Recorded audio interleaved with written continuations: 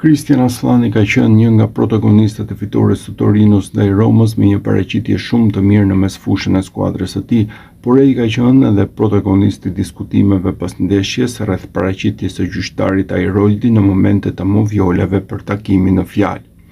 Sipas Corriere dello Sport, Aslani kishte rrezikuar seriozisht të kuqe nëse gjyqtari do të kishte respektuar rregulloren. I ndëshkuar me të verdhë për një tërheqje ndaj Zule, Aslani më pas kishte penguar për disa çaste rinisjen e lojës në një goditje dënimi të shpejtë të Hermosos. Gjyqtari si teori duhet I kishte dhënë kartonin e verdhë sipas gazetës italiane, por ai thjesht shtyu më larg pikën e nisjes së goditjes së dënimit. Por nëse një gazetë italiane e sheh kështu, ish gjyqtari Gianpaolo Calvarese në analizën e tij për gazetën tjetër Tutto Sport ka theksuar se Ajroldi mund ta kishte shmangur edhe kartonin e parë të verdhë për mesfushorin.